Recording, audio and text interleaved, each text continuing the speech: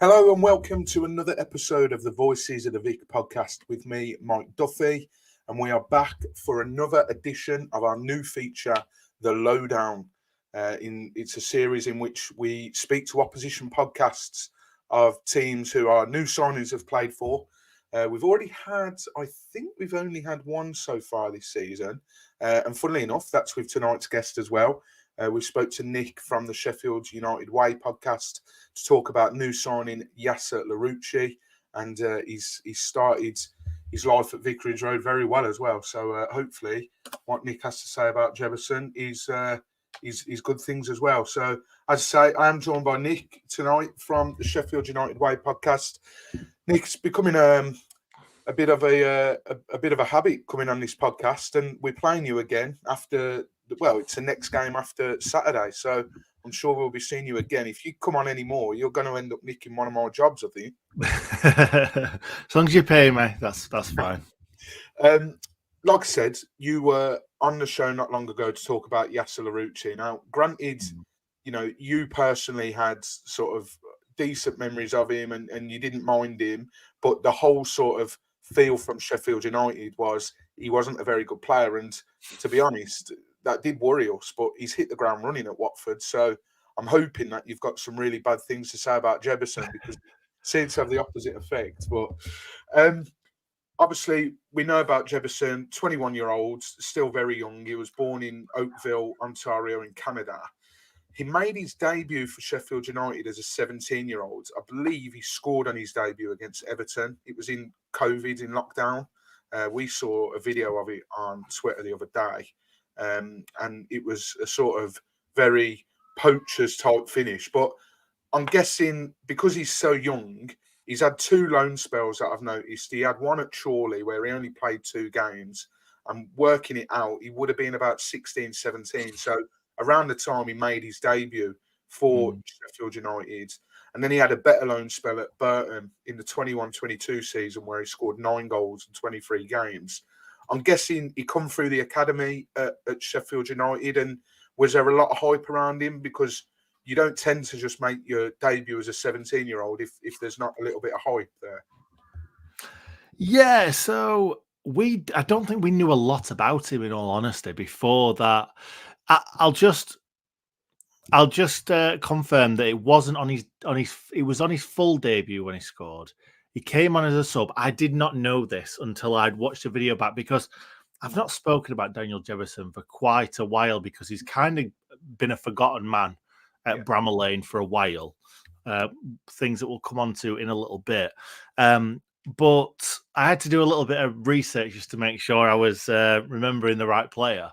And he actually came on as a sub against Crystal Palace. I did not realise that. But he started, his full debut was against Everton. And as you rightly said, he scored in his debut very, very early on as well. The youngest ever player to score a Premier League goal for Sheffield United. One of the youngest to ever score a Premier League goal as well. Not the youngest, but one of.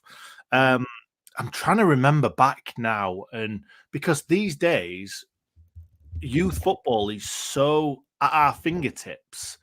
I'm not sure about Watford necessarily, but because we've had a lot of players come through the Sheff United Academy, Harry Maguire, Kyle Walker, Phil Jagielka, lots of players that's gone on to Ramsdale, lots of players that have gone on to play for England and other countries. And I think people expect players to come through our academy, and they are. They're still flying through the academy, and it's great to see. So we've got a lot of access to watching these games. Now, back when Jebbo first came through the ranks, I can't really remember if there was too much hype about him. But when after he scored that first goal against Everton, there was so much hype. And I don't know whether he's ever really recovered from that hype that everybody thought of him, because it wasn't just that goal for me. That season, we were getting pummeled week in, week out, like another season that I remember very, very, not fondly, but very recently. But we got pummeled in that second season in the Premier League. And he was a breath of fresh air because he came on, obviously scored the goal against Everton. But then that was really back end of the season when we were way relegated. And He was chasing everything, which we'd not used to seeing from our strikers that season. He jumped like a couple of senior strikers to play, and he wasn't looking out of place in the slightest. Now, I know that he scored goals in the youth ranks, and there's no way that he would have got that call up if he didn't. But there was a player earlier on in that season, Antoine Hackford, that got a call up just, I think it was under Chris Wilder, one of his last games. So he was clearly above Jebbo at that time. But yeah, Jebbo, I was tipping him to be our top goal scorer of the season after, and it were a bit of a silly thing to say, but the fact that he had that effect on me straight away just shows what sort of end to the season that he had. Yeah, I mean, you mentioned there how I think a lot of this is to do with you get the young kids come on, and whether it's making a debut or coming on and chasing a game or whatever it may be, young kids just seem to have that knack of coming on and just chasing everything down. I think it's probably their way of saying, look at me, look, I'm not just coming on just to get some minutes. I'm coming on and I want to show what I can do. You mentioned there in terms of he was pressing every ball that he could. Is that the type of striker Jebbison is? Because at Watford, we've sort of got the problem where Rajovic is very much, he doesn't press. He's very much your average box in the box striker. You put anything to him in the 6-yard box. I think I was saying this when we're talking about Larouci because of his crossing, etc. But he's very much, if it's in the 6-yard box, 9.5 times out of 10, he's putting it in the back of the net. And then on the other hand, we've got Bayo, who does brilliantly. He's pressing, he wins balls in the air, but he just can't score. So would you say your experience of watching Jebbo, is he maybe a mix of both? What are his strengths like, and what type of striker is he? I still don't know. He's one of these players, what I will say, he's one of these players that's got everything to his game. Everything. But he just struggles to put it all together.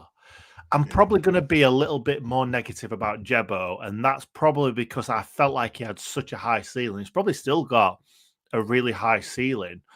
I'm struggling to remember him play, because he's barely played for Sheff United for probably 2 or 3 seasons.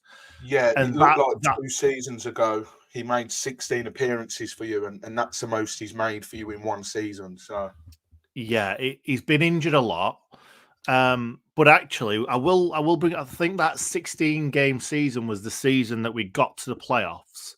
The season before we got promoted, we got to the playoffs, and it was really disappointing for me, Jebbo, that season, because he'd gone to Burton the season after he had that sort of mini breakthrough season, if you like. He'd gone to Burton, and he banged a load of goals in the first half of the season, and we brought him back.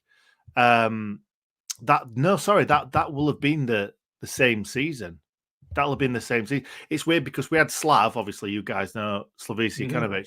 We had Slav, and then we had Heke, and it was night and day. So it almost feels like 2 different seasons. So we brought him back after him scoring loads of goals, and we'd got injuries to Billy Sharp, we got injuries to Ryan Brewster, shocker. We got injuries to Ollie McBurney, shocker. And it was their time I say there. The reason why I'm saying there is because there was 2 Sheffield United strikers that came through at a similar time. Will Asula came through after Jebbo, and he's just been signed by Newcastle for 10 million. They both came through at a similar time. Jebbo obviously caught the headlines because of the goal, one of the youngest Premier League goal scorers. But Will Asula kind of jumped Jebbo in that season because Jebbo went out, played. He was great. I don't know whether it was just the fact that Will Asula came in and he was doing the stuff that Jebbo was doing the season before, like chasing everything down and just looking a menace. And maybe Jebbo was coming back thinking, I'm coming back to score loads of goals for Sheff United. Didn't really get much game time instantly. And then we had all the injuries. Him and Will Asula both flattered to deceive that season and were coming on a bit, starting a bit, but neither of them really put a run of games together because they weren't really good enough. Now, we had Morgan Gibbs-White and we had Iliman Ndiaye.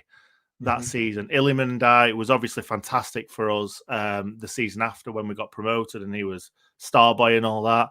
But he was very raw at that point. So we ended up playing Illiman as a striker when he's not a striker, really, or not an out-and-out striker, and Morgan Gibbs-White kind of just behind him. And that was because Jebbo and Will Osula, neither of them stepped up to the plate. And it was really disappointing because I had so much expectation for Jebbo, and lots of Blades did. So, yeah, it's I know you asked me about his strengths and weaknesses, but that's kind of, he's got it all, but I'm not sure he'll ever put it together. I hope he does. He's still only young, I know that. When you said he was 21, I'm like, Jesus, he's played for Sheff United for 4 or 5 seasons. Like you said, he was sort of 16, 17 when he started to break through. And it feels like he should be about 28, something like that. He's been with us that long. You mentioned, Sonny, I mean, I don't know if this, obviously, not being able to get a run of games and not being able to, like, having the package but not being able to put it together, that will obviously mix into his lack of game time. But something you mentioned not long ago is the injury. Now, when our athletic reporter commented on this signing, he mentioned about something about a blood clot that maybe kept him out, and then injuries. Is that something that affects him quite a bit, injuries? Because here at Watford, we love signing players that have got quite a rich injury sort of history, and it's not just you. It's not just you. It's us as well. I suppose it's one of those where, like, you're signing these injury-prone players because they've got some sort of profile, and you expect a lot from them, and then you think, we can change him. We've only ever had one of those players, David McGoldrick. He was a crock at Ipswich.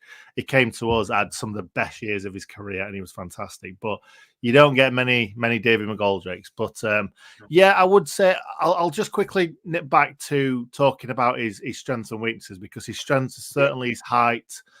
He's very tall. I'm not sure exactly how tall he is, but lanky, as some people say. He's tall, skinny, quite gangly at times, quick but not rapid. He has been a decent finisher in the past, but my problem with him, you'll have seen the goal that he scored against Everton. It looks like really opportunistic, gets in a really good position, almost expects the ball to be there, sort of Billy Sharp-esque that Blades fans will understand.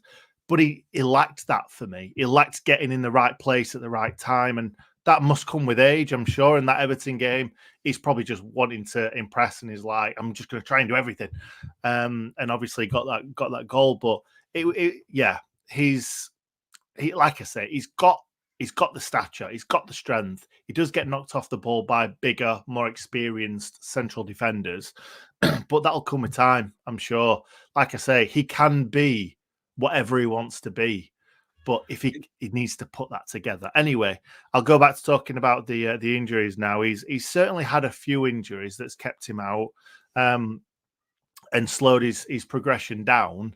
The blood clot was, from what I've heard, a faux pas with the doctor or something to do with the club. Obviously nothing to do with him. There was rumours about maybe suing and stuff like that. So there's a weird sort of time in his career, I guess. Obviously, none of it his own doing.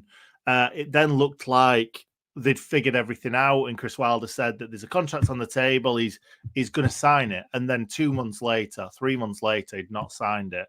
And then looking at kind of like the deadline for him kind of leaving, and then there was a possibility of him going abroad, and then we wouldn't get any money for him. And in the end, I think Blades fans at the time, when it looked like he was going to leave, we were in meltdown.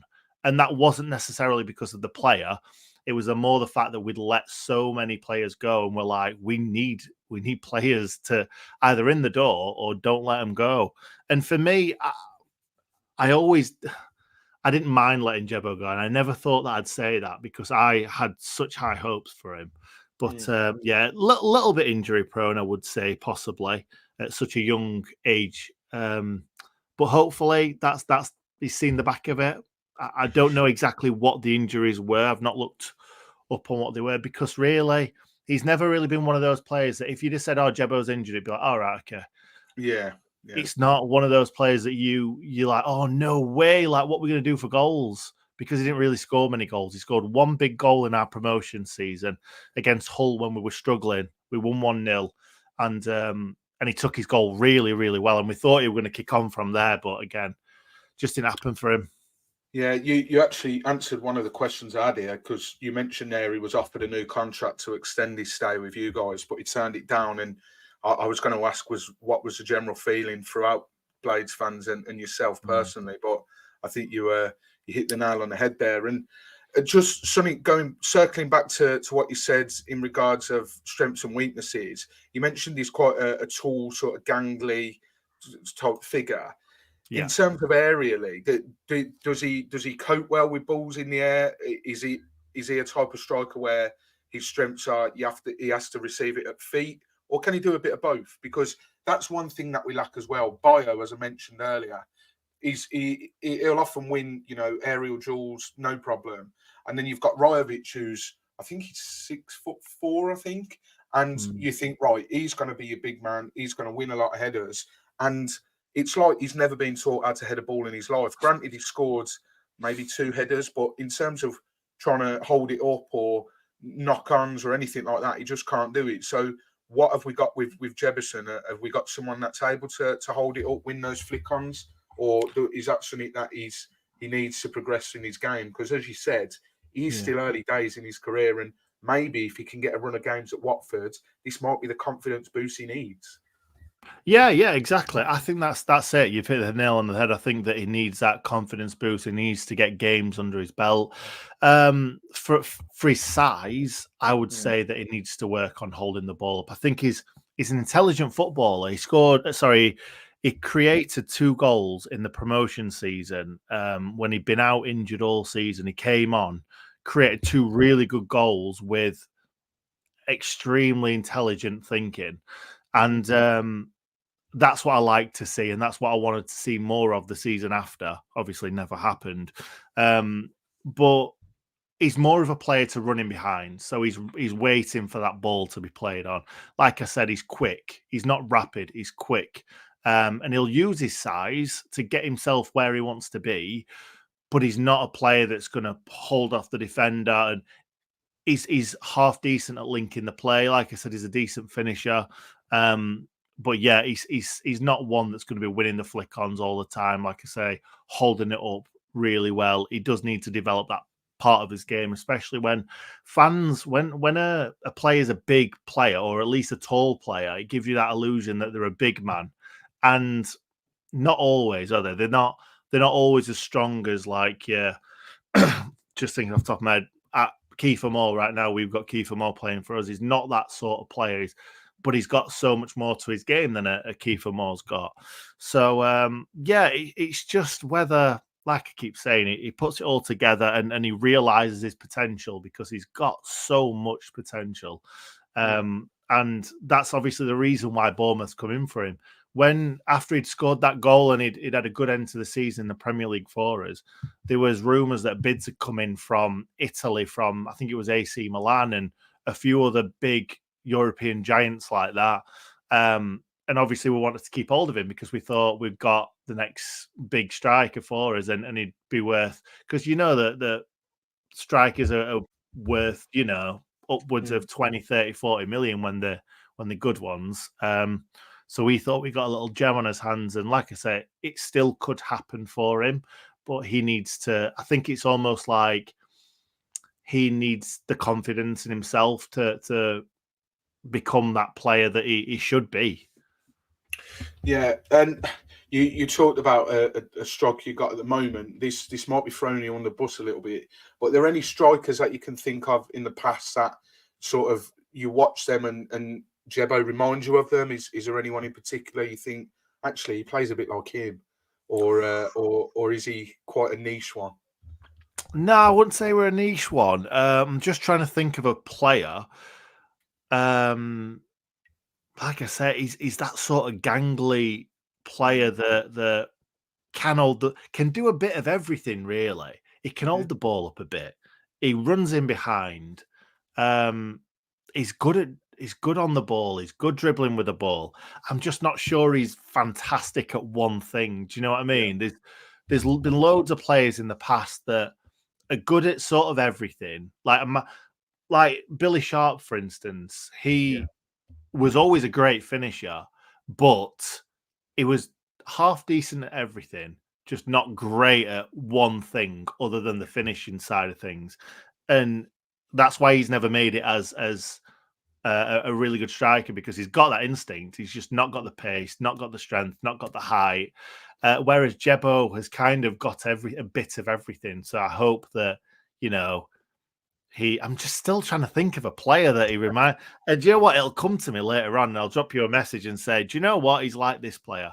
But I can't think of anyone off the top of my head. Normally it's Sheff United players that I'm thinking of. I don't really care that much about other football other than the Blades. Well, as I know he was better received with you guys than he was with us, but I'm just glad the name Steve Cabot didn't come out of your mouth then. So I think he was better received with you boys, but he was awful for us. Yeah, I think he had a few injuries. That's probably why he ended up not being quite as good for you as he was for us. Yeah. And just lastly, you mentioned a couple of games, especially in the promotion season, which might be the answer to this next question. Are there any games or any memories of Jebbo, obviously scoring against Everton as well, but you said you were pretty much down then, so it might not have meant as much to the fans, but are there any memories that would stick out in Blades fans' minds about Jebbo? Any important goals or anything like that? Yeah, so obviously the Everton goal is the biggest goal of his career to date. Yeah. And that put him on the map for a lot of clubs, a hell of a lot of clubs. And it was a really well-worked goal, and he got into a really good position. Obviously, got to finish a dinner, and he did. There are like the glimpses, they're just glimpses. And I think all the big memories that I remember, I've already probably spoken about. 2 really good assists the season before last. Didn't play at all last season. I think he came on the last game of the season, and again looked okay in the Premier League, but it would have been nice to have seen a bit more from him. One big negative one that I remember was a bit of a crazy one. We played Man City in the semi-final of the FA Cup, and for some reason we've got Billy Sharp and we've got Ollie McBurney that had played a lot more games than him, and he was just thrown on in that game to start, and I don't think he was really expecting it, and neither were Sharp and McBurney. I think one of them expected to start, and I think just the fact that for his legs, he's got a bit more pace than them. That's why they played him, but he did concede the penalty that started. We lost 3-0 in the end, but he conceded the penalty. We were, I say, well in the game, as well in the game as you can be against Man City. And he just stuck a leg out and caught the player. I can't remember who it was for Man City, but that's what ended sort of any sort of hope of an FA Cup final. But yeah, that's really the lasting memory of Dan Jebbison, unfortunately. But like I said, last game of the season, he came on and looked quite decent. And it would have been nice to have seen him at Bramall Lane this season. If he would have signed a new contract, I'd have been absolutely fine with that, because you kind of have that affection more for players that have come through the ranks. Absolutely. And I know he's not a Sheffield-born lad, but you still take him as your own. And he's played for England. In the youth setups and stuff, he's scored goals for England, I believe. I'm pretty sure he has. So I hope he does well for you. I really do. Just not against Sheff United. Well, I was going to say, we've got you not this Saturday. I think it's a week on Sunday we got you. Do you think he'll get a good reception, if providing he plays? I don't think he'll get a bad reception. They always seem to get some boos from some random fans that it's like, why? He'll probably get 5 boos in the crowd. He'll get a bit of a cheer, but I don't think he's necessarily one of these players that has left a lasting memory in Blades fans' memories. And yeah, like I said before, I think that he we did kind of have a bit of a meltdown when he was rumoured to be leaving. But right now, I don't think any Blades fans really, if we'd have sold it, or let him go to Bournemouth and then they'd have loaned him back, I'd have wanted us to sign someone that can score more goals, in all honesty. And the same with Will Osula. If Newcastle would have offered him back, I would have liked to have taken him back. But I think we could. They're both so young, so early in their careers to have so much pressure put on them, because we're trying to either get in the playoffs or even top two. So I'd probably want someone a little bit more experienced. But I hope Jebbo does really well this season. I really do. I hope he's just got everything. I know I keep saying it, but he's just got everything. And I just want him to do well. He seems like a great lad. But yeah, still a lot to learn. It'd be nice for him to learn from somebody really experienced, so that they can just help him be what he can be. Yeah, it'd certainly be interesting. Now we've heard a little bit more about Jebbison, and who knows? In a week's time or so, we could be celebrating in that away end thanks to a Larouci cross and a finish from Jebbison. That's who knows? That's what Who knows? Dreams are made of, eh? Yeah. But Nick, really appreciate you coming on again tonight to chat about I don't know why we're signing ex-Sheffield United players. I don't know if Chris Wilder's got in Clems's ear or what. I don't know. I know he's been in contact with a few of the ex-Watford managers. Granted, there's plenty of them to choose from, so who knows. But really appreciate you coming on tonight. And like I say, I'm sure we'll probably speak next week ahead of our game on the Sunday the 1st, which I believe is live on Sky, I think. I think that's why it's a Sunday, so who knows. But yeah, really appreciate you popping on tonight, Nick. No problem, mate. Thank you very much. Cheers, mate. There we go. We have heard about our new man, or soon-to-be new man.